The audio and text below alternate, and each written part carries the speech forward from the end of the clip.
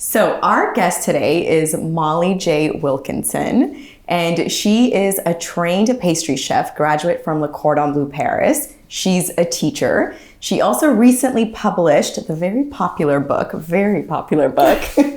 French Pastry Made Simple. She's also the person you probably want to check in on if you're going to Versailles, because she knows all the great places to visit and eat. And she is, in my eyes, an expert at someone who properly learned how to pivot their business during a global pandemic.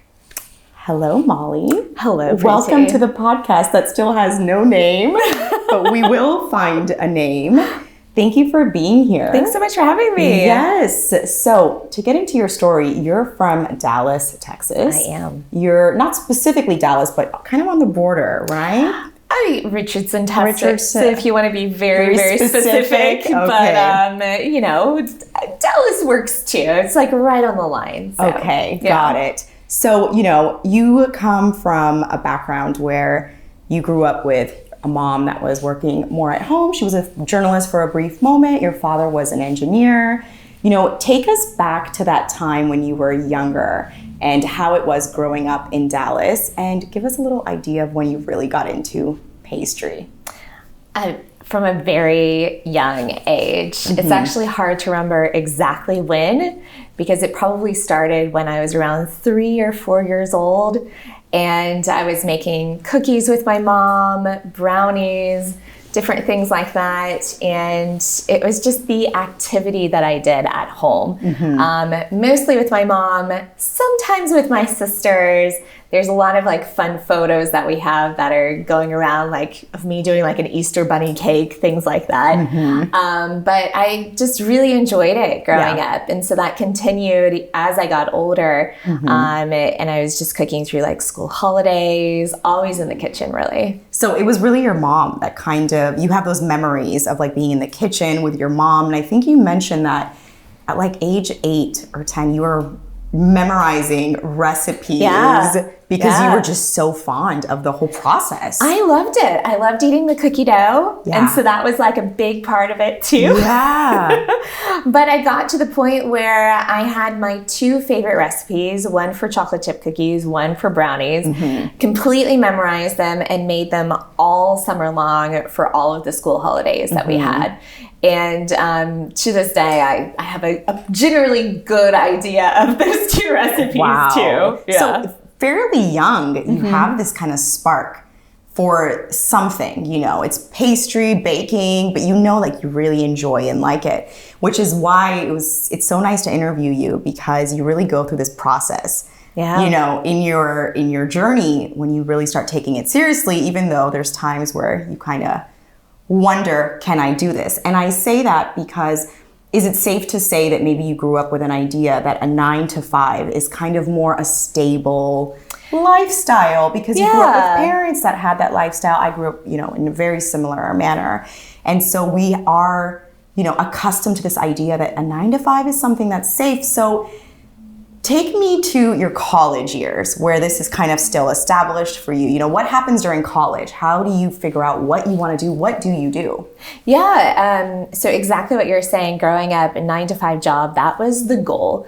To do well in life, to get up to a managerial position, have a house, have stability. Stability, 9 to 5 is stability. Exactly, working at a desk job, that sort of thing. And that really did come from my parents for sure. And that's what I knew. So I never really pursued going into baking, because I felt like this 9 to 5 job, that was the end all be all. That was success. Yeah. And also in the US, culinary jobs are not highly regarded unless, you've been on TV or something like that.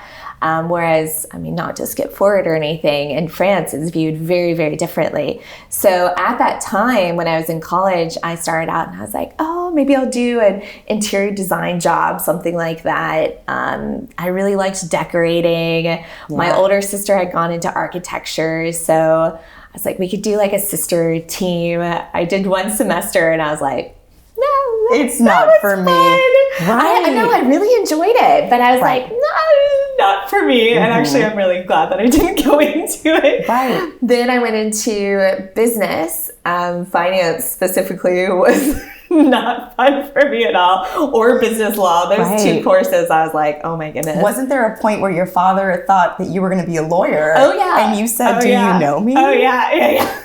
No, I just laughed. I thought it was really funny. Right. I was like, no, Dad. Right. And so then I got into marketing and I really enjoyed it. So I started doing an internship when I was still in college in digital marketing and did that for several years. Yeah, so this is a really interesting part in your story that I really enjoyed learning about, was that when you get this job while you're in college, you have this interview, and for this interview, the lady asks you, just at the beginning of the interview, what is your passion? Yeah. And you end up talking about baking for the beginning of the interview. Mm-hmm. And you end up at this job, I believe, for like a few solid years, like 4 or 5 years. Oh no, 7. 7 years. Yeah, 7 years. So can you take us to that moment of the interview? Because it becomes important later on in your story. So what happens? What was that moment like? Yeah. So the HR person, her name's Patty. I still remember Hi, Patty, if you're watching this. She's just an amazing woman. And we started off the interview and exactly what you're saying. She said, what is your passion? We ended up talking about it for a good 15, 20 minutes, it felt like. And that really stuck with me. I don't know if it was because I'd never completely thought about that. Mm-hmm. And I thought that, I had to go into these really specific job categories that meant success in my eyes. And so to have that long conversation and towards the end of it, her being like, so have you thought about going to culinary school? Right. While I'm in an interview for this digital marketing internship. So that was what was quite interesting about it, is she really wanted to help me foster those different passions that I had. Mm-hmm. And so that really stuck with me. That really stuck with you. Now, prior to this, you had already been to France once in college. Yes. You had been, and you had been to Paris or France. Paris for 2 weeks. Right. Spain for 2 weeks. Right. Paris, I just fell in love. You fell in love, and you kind of knew. Did you know, I want to come back here? You had that feeling? Yeah. Oh, yeah. Immediately. As soon as I arrived, I took a sleeping pill on the plane. Never do that. Okay, I have never done that. And I would not recommend it, because I woke up to the What smell. happens? I woke up to the smell of croissants, and I was like, this is like the wonderful welcome that you would expect, for Paris, right? And it was absolutely horrible. I felt nauseous. Okay, not good. Not good. Okay, not a very good warm welcome. Mm-hmm. And it was like cold, gray, rainy when we were driving in. Yeah. But I remember sitting in this van that the school had rented, looking out the window. I looked at all of the travel guides. I pointed out the Sacré-Cœur. I saw the Eiffel Tower, and I was like, oh my gosh, all of these really neat things that I've researched and learned about. And before that, I was not a Francophile at all. Yeah. But I knew that I would enjoy it for sure. Or that you had this inkling, like, I want to come back, Yeah. Now, before you go to college and, you dabble in finance and business law and interior design, did you ever think, like, let me maybe think about going to culinary school, or was that not even something that you could take seriously? Not even crossed my mind. It really didn't. Interesting? It really didn't. So I just saw it as, it was a fun hobby. I had so many cookbooks. I'd stay up till 3 o'clock in the morning making a birthday cake for my friends. And it just I never thought that it could be something serious, I could go into. Something stable, something 9 to 5, something that you could think, this is a career for me. Yeah, absolutely. So you're at this job, you're successful, what we consider to be successful, you're able to get your own place, and you have solid income coming in. And now, managing people. You're managing people. I absolutely love it. I'm moving up on the ladder. Yeah. I'm really enjoying the job. There's a lot of Excel work, but there's also some creativity involved in it too, which I really enjoyed. Right. I was training people as well. And so I had that part of the job where I was working with people and helping them to succeed. Yeah, and all that comes together where it creates a different type of creativeness, you know? So during this time, how is pastry part of your life? Are you making pastries at home? Are you bringing them to yeah. work? What were you doing at this time? Everyone would it was so funny. Everyone would groan when I walked in through the door with like a box or something like that. And then they'd be like, oh my God, what does she have? Yeah, like you did today. She brought us a box of pastries. I did. And then I always remember it was most difficult to get rid of the last one. Oh no, I shouldn't. I know someone else will want it. But yeah, it was a weekly basis, I would say, as I was trying out new recipes and, just really, having a lot of fun with it. Well, and also when you enjoy doing something, you like sharing it. Absolutely. So right away it shows, since you're young, you love baking, and now you get this job, which you're enjoying the job, but there's a part of you that comes to work sharing something that you love. Yeah. Speaking about things that you love, during this time, you're also in a pretty long-term relationship with your high school sweetheart. Yes, I was. Which, 7 years. It adds to the drama of everything that's going to come, Yeah. So it went back to that stability. I felt like I was in love. He was the one. There was a lot of breaking up, back and forth. And, I don't know if you know this, but like once you break up once or twice, it's pretty much like, that's it. That's it. But I was like, no, you're the one. And he also was like, but no, you're the one. Yeah. And you're like, this is happening too much. Yeah, it's done. And so it's very back and forth. And finally, at around age 23, I was like, you know what? Something changed inside of me. And I was like, this isn't the guy for me. Yeah. Yeah, this isn't the one. I'm ready to move on to my own thing. Yeah. And I don't know specifically what happened, but something inside me changed. And we had a coffee together, and I was essentially like, look, this is it. And he knew, I knew, and that was it. So that was it. And so that's one big thing that happens, because a 7-year relationship is a 7-year relationship. Long, especially at those formative years, where you're with someone during high school and then college, and then now you're working and you're getting into your kind of adulthood and professional life. You make a decision. Do we move forward together? Do we not? And so, this relationship ends. And so what's happening with your professional life at this time? Now you're at your job for about 6 years. At that time, things were moving and shaking. I was doing really well. And so I hit a point where I was like, well, shoot, I have my dog, I have my apartment, I'm doing really well. Things are good. Yeah. And then I was like, oh, maybe there's something else. Maybe there's something more that I should look into. And that's where I think these words of this HR person came back to me and was like, have you thought about it? And also all of my colleagues at the time too were like, you need to open a bakery because of all of the desserts that I was bringing in. But for me, a bakery was never the goal. So I was like, well, maybe it'd be fun. Look, it's a good time. I have, I could kind of change right now if I wanted to, and then come back to marketing a little bit later and just take like a year to kind of decide. Right. And that's what ended up happening. Yeah. So is this the time where you start really thinking about culinary school or kind of taking it more seriously? And I think you end up actually enrolling in a semester, about 3 months, in a community college, right? So where does that decision come from? I'm very practical. Yeah, I do know. And so for me, I don't think there's ever any decisions where it's just like you just leap into it. I think a lot of people want you to believe that. Maybe it does happen for some people. I don't know. Right. But for me, you guys heard like the 9-to-5 job, right? Yeah. The stability. I needed to be really practical about it, very methodical. And so I said, you know what? I need to test it out. Yeah. And I was like, well, I really want to go where I'm getting a formation, so like a schooling in this. And maybe I do cuisine first. And so I'm actually in that kitchen environment, where it's a little bit tough. You have the uniforms, you're cleaning up, but you're learning a whole lot. And I just absolutely loved it. So it's 3 months.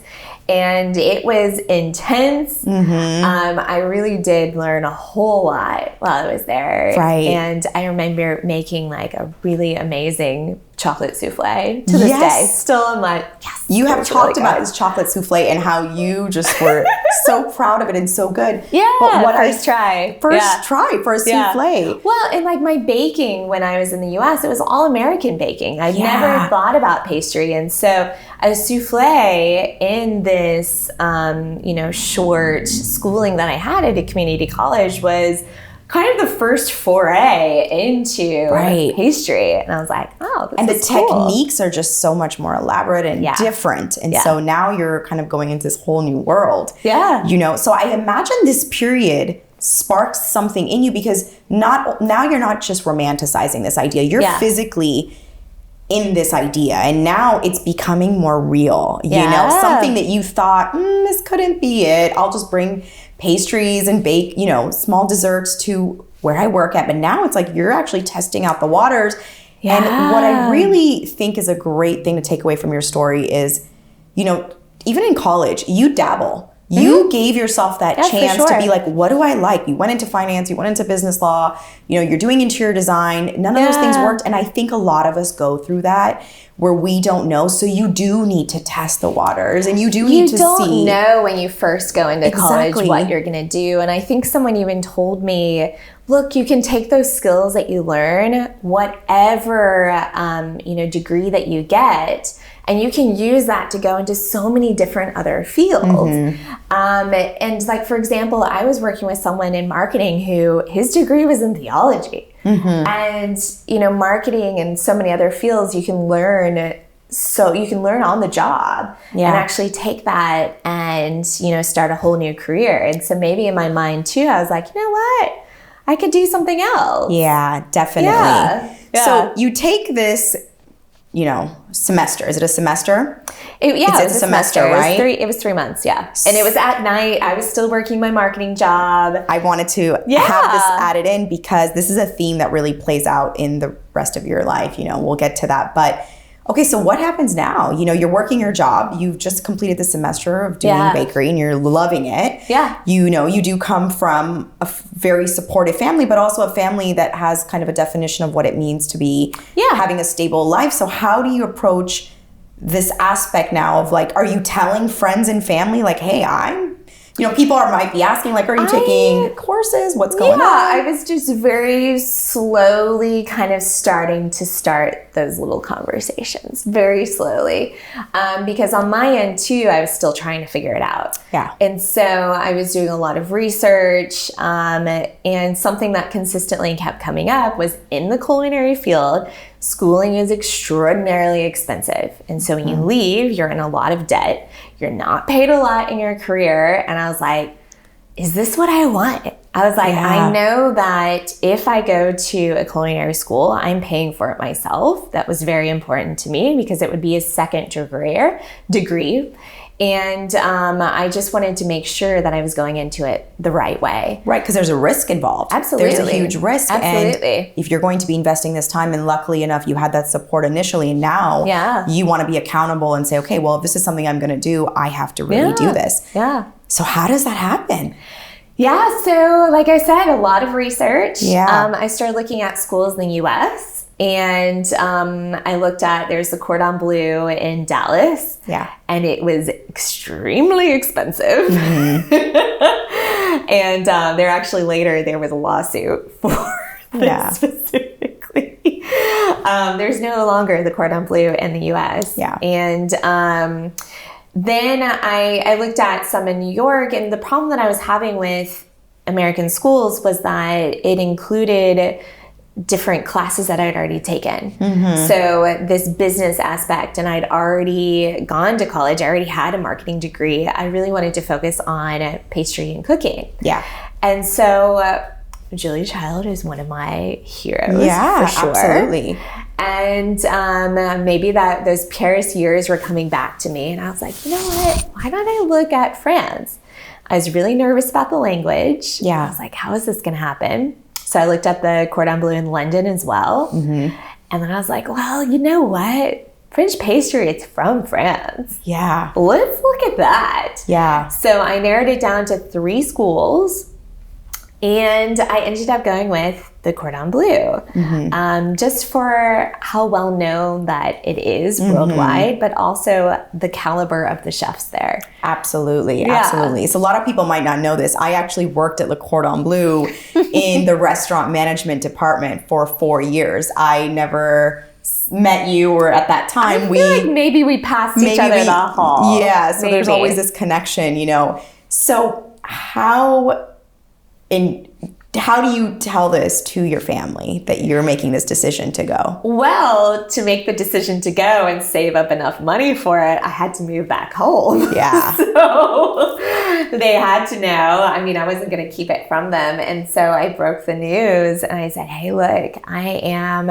applying for pastry school. Let's make this happen. Yeah. And I remember sitting at the dining room table, filling out the application online, and just having this almost like mix of feelings. It was nausea plus excitement, not knowing what was going to happen, but also how my parents were going to feel about that, because this is a very big change from, you know, this marketing job where I'm doing really well, and to say, okay, look, hey guys, I'm just going to go off to France. I'm going to have fun. I'm going to learn maybe some how to make some cakes. Yeah. And I don't know what I'm doing after that. That was very nerve-wracking for my family. It was nerve-wracking for me as well. And so I moved back home for a year. I did even more research. I had folders and folders of how to open up a bank account, you know, what were the right arrondissements to live in, you know, all sorts of things like that. And it ended up that there was a colleague that was moving to France at the same time. So we got an apartment together, and it was just very mixed emotions for sure. You know, when we make a decision like this in our lives, which is something big and something completely off the path that we were on, I always feel that there's a few different types of people that are in our lives. There's those people that genuinely want the best for you and that voice concern in a genuine way. And you're like, I get it. You're genuinely concerned, but I still have to honor what I'm feeling and the path that I think I'm supposed to be on. But then you also have people, and I don't know if you had this, maybe at your work or something, you know, who kind of make you feel like I shouldn't be doing this. Did you have that? I really did. I'm in general, I'm a pretty positive person, and even more so during that time in my life. And people knew that, but they also knew the stigma that France had for being very kind of, you know, rude people, et cetera, et cetera. And they're like, why are you going to France? It's just going to completely, you know, change your personality. Yeah. You're not going to be able to handle it. You're a very positive person. They're very serious. They're very, you know, And I was like, I think I'll be okay. Yeah, I think I'll be fine. I think I can handle it. Yeah. Thank you for the concern about my emotions. But I'll be fine. Yeah. So, you know, you save. You end up applying. You have, you know, maybe a little bit of a difficult conversation with the ones that you love, that yes, is a decision I'm making. I'm going abroad. And you go, you know, your mom and dad take you to the airport. Yeah, I practiced walking my suitcases around the neighborhood to make sure I could walk in the airport. And so I did make it. I did pretty well walking in the airport with my 3 suitcases. That's right. I continued working for the marketing agency. So they were extraordinarily supportive. Right. So you don't quit your job. You actually tell your job, hey, I'm going to go. Can you kind of support this And there was no move? surprise there. Yeah. They knew that was going to happen at some point. So this is it. Like, you really make it work for you in every aspect. You're like, I'm going abroad. I'm going to need to be working. I need to be able to be funding my life there. Yeah. So I'm going to ask my job, can I stay and work from abroad? I mean, you know, there was an interesting conversation we had a few months back. And it was about something. And I said, how did you get that? And you said, I just asked.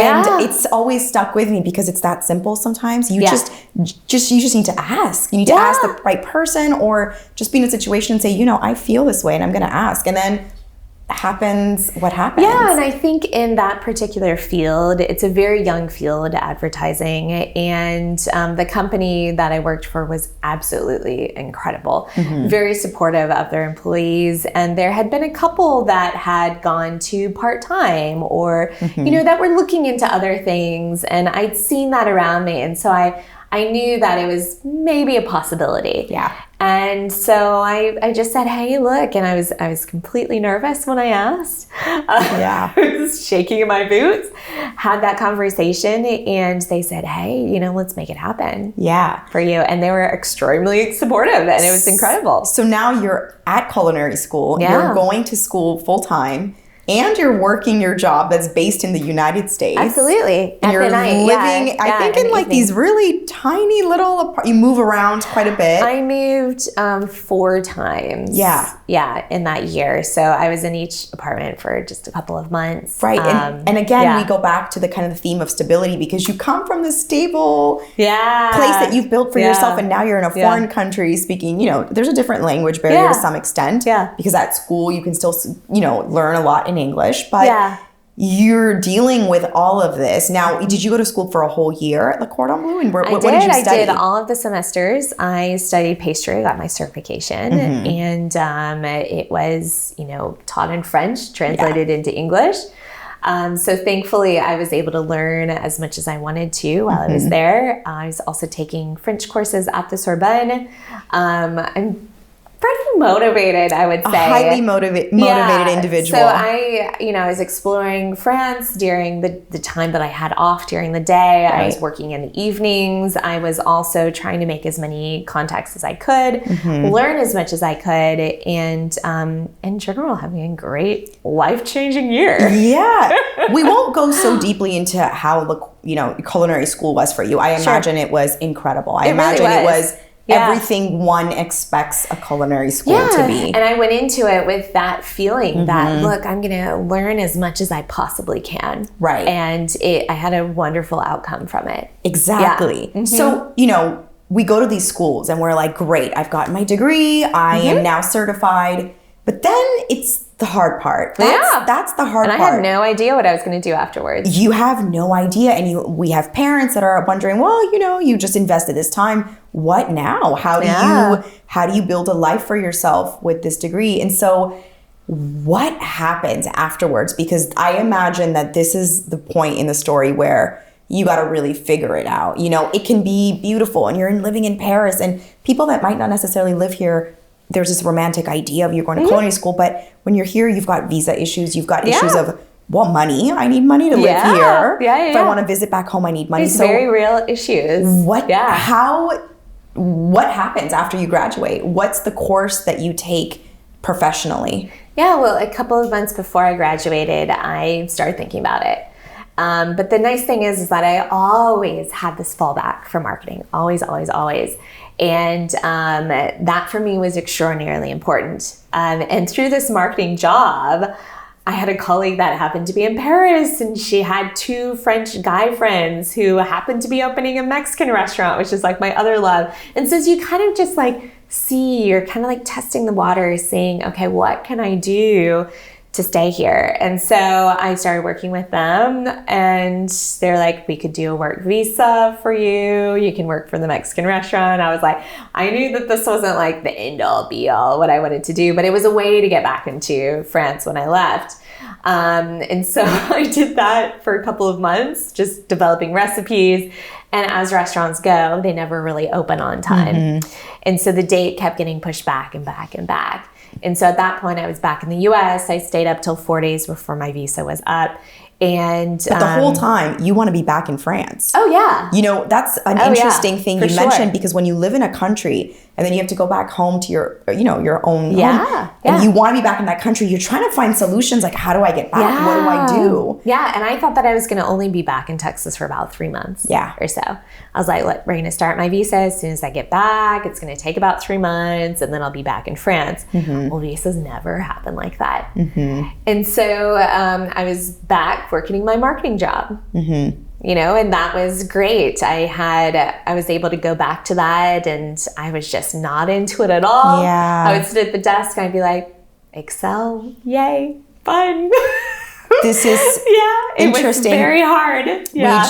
We had interviewed Erica and she mentioned the same thing. She was in a very similar position. So these themes come up and there's always this little whisper that says, oh, this doesn't feel right. Well, it's like once you have a taste of what your life could be, that wasn't what it used to be for me anymore. And so I would do that a couple of days a week. And then I started working in different bakeries in Dallas.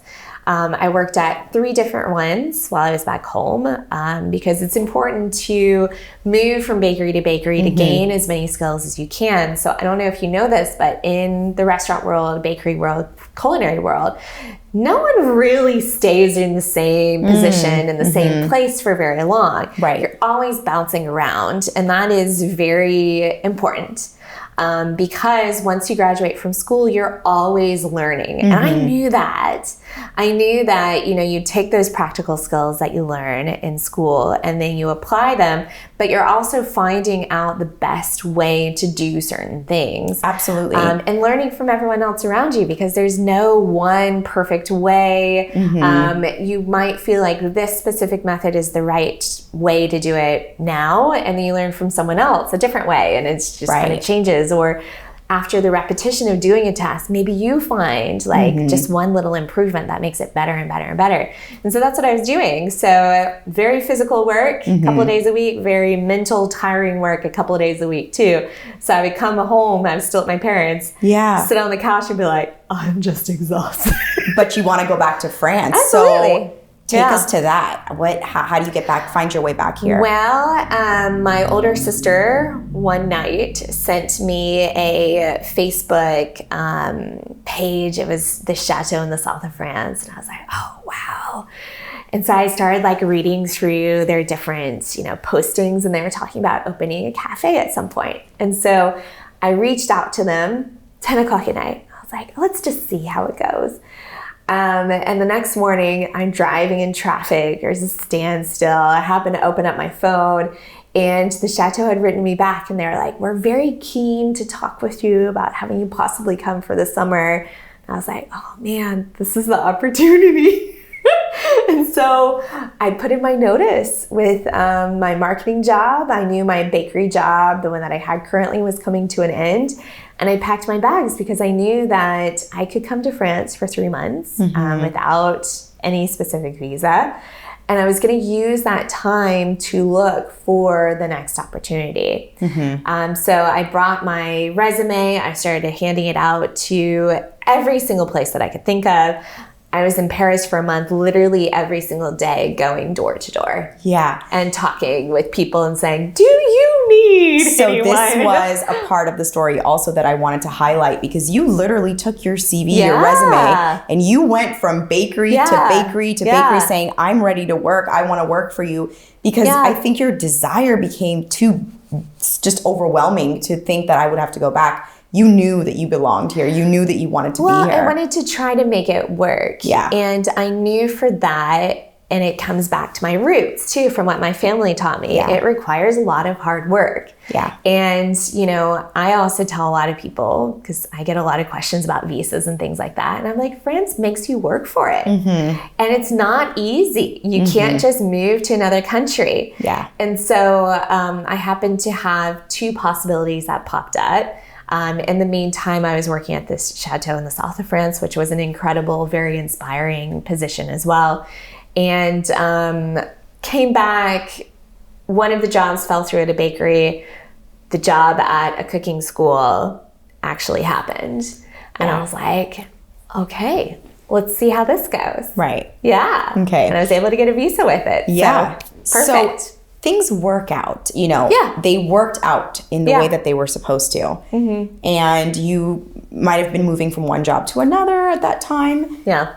But now the pandemic kind of rolls around, a few years later. Is that correct? A few years after that. During that time, you're really trying to figure out where is your place. Yeah, just to quickly say, I worked at the cooking school for about 1.5 years. Yeah. I met my partner, Francois. I moved to Strasbourg. I started going freelance. I met someone who taught out of her home in Gascony, and I was like, oh, this could be interesting. She started fostering teaching in me, which I'd already had a very close look at from working at this school where I was not teaching when I was at the school. And so I started teaching out of our home in Strasbourg, and then his job moved to Paris area, and so we moved to Versailles. So this is the part of the story where I just, you were used to also teaching your classes in person. And then the pandemic happens, and it's like, you obviously can't do that. At that time, it felt like you really took your business and, had to just strap up and say, what do I do? Because I can't be giving these classes physically. And from where you are now, a very accomplished pastry chef here in Paris, and you've written a book. Your classes sell out. As soon as you put them online, they're sold out. Every time we film something together, people want to know more about, how they could take classes with you. What did you do? How do you pivot like that? Well, the classes that were in person were doing very well before the pandemic hit. So that was 2019. I just started offering them out of our house. I had, workshops set up for 2020. I was really excited for the year to come. And it felt like the real start to my business. And then everything came to a crashing halt. And I was on the one hand like, I'll just take this time. I'll go and, relax. I'll cancel my classes. Not a big deal. Then I started having a few months. And then I started having this panic moment like, wait a second. This is lasting much longer than... Well, it wasn't even that. I was like, what can I do? How can I pivot?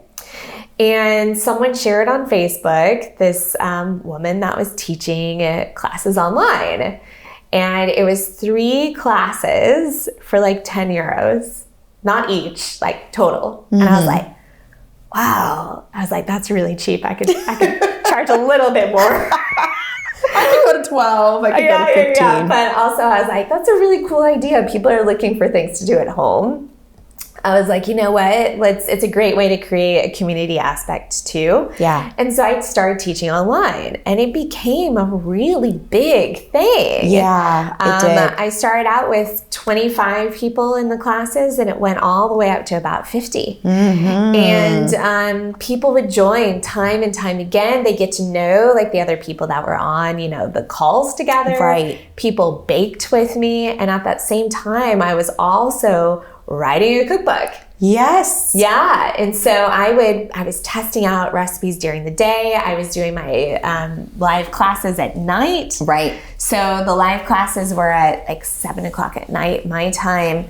And it was a lot. It was a lot. And I've seen you giving these classes, and that really requires, a sense of organization. Not only, people tend to see like, oh, you give a course and it's done. Well, there's the whole emailing back and forth. There's the correspondence. There's the admin part. We've discussed like the finance part. So this is the part of the podcast kind of towards the end where I really want to talk to you more about entrepreneurship and business, because I think you've done a really good job. And I think from someone from the outside perspective, it's inspiring to see that, because you're doing this on your own, really, and we started working together. I started doing a lot of your videos for you, and I think that gave me a real first sight look into how hard it really is. It's a lot of work. It's a lot of work, and people don't necessarily see that. And it's this word of like, oh, it's just so fun. It's not, it's fun. But there's a lot that goes into it. There's dealing with accounting issues. There's dealing with issues of emails. There's dealing with issues of your website. Well, but also it's thinking about the customer experience. And for me, being in marketing, being in advertising, that was something that was so important to me. It had to flow very smoothly. People had to have all of the information.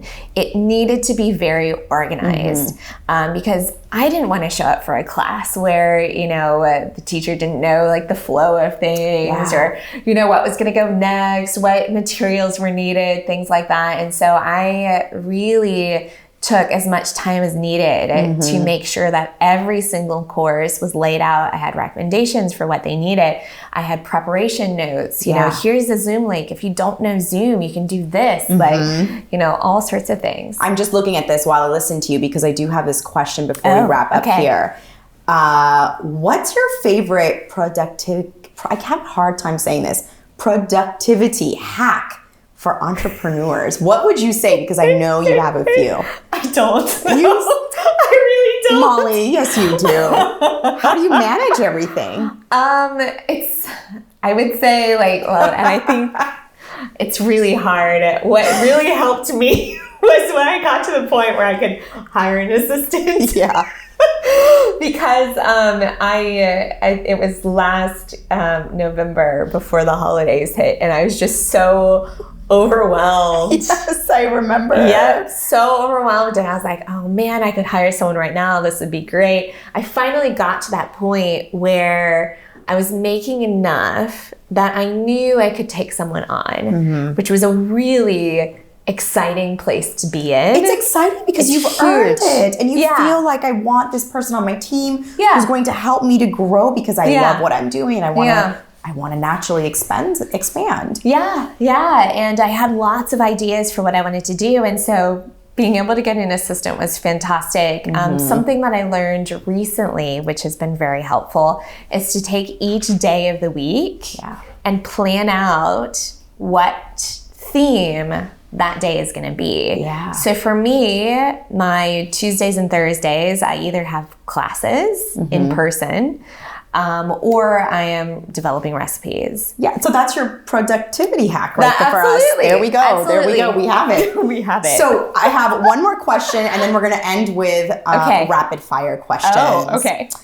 What is the most important lesson you've learned? If you had to tell your 18-year-old self something, and I know you get people ask those questions. I like those questions. I think they're good and they're reflective and they're... Yeah. What would you tell yourself? I would say stay curious. Know that there are lots of possibilities of things that you can do in your life.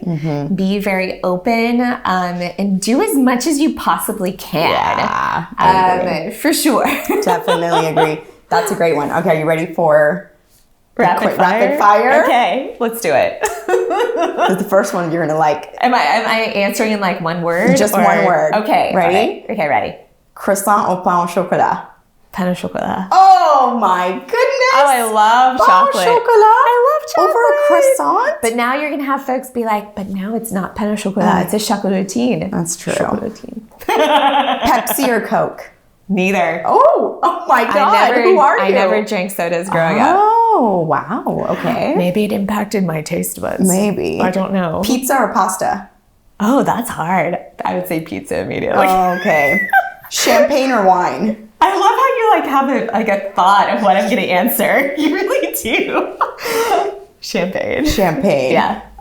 Let's do one more. Instagram or TikTok? Oh, God. Well, I know that you're all about TikTok. We are about TikTok. And I haven't gotten the hang of TikTok yet. You're getting there. So I'm getting there. Should we do a shameless plug right now? Follow me on TikTok, please. Please. I need the help. She needs a little bit more help. I do. Oh, man. I do enjoy Instagram. Okay. I have a lovely community there. And they really, like, for my business, that's... where I've gotten a lot of my business. For the next podcast, I would love to talk to you about leveraging social media because is there a next podcast I hope coming so. up? I hope you come back. Do it. Sure. When I have a name for this podcast. Okay. Yes. I would love to talk to you because I know that Instagram has been a huge tool for your business to really bring in clients, and not just clients, but a community that I see engaging with you that really loves and I love my community. They're fantastic. And I've seen it for so many other people. So that's something that I would love to talk about more extensively. Thank you so much for coming. Thank you. And I just really want to acknowledge you because you're doing some really creative work. And I know that this just might feel like a little podcast, but to someone who might hear this that's not in France or wants to be in France or is in France and maybe has their own aspirations, I think your story is a really good one because you do inspire in a way every single day when you're baking and you're sharing that with us and just really showing up as who you are. I have really appreciated working with you. So thank you so much for being Thanks, here. Bridget. Did you enjoy this little plant next to you? I was petting it before. I don't know. Yeah, well, so I'm just going to end with, where can people find you? How, if someone's looking for you online? It's very easy. So it's Molly J. Wilk on all platforms. Including TikTok.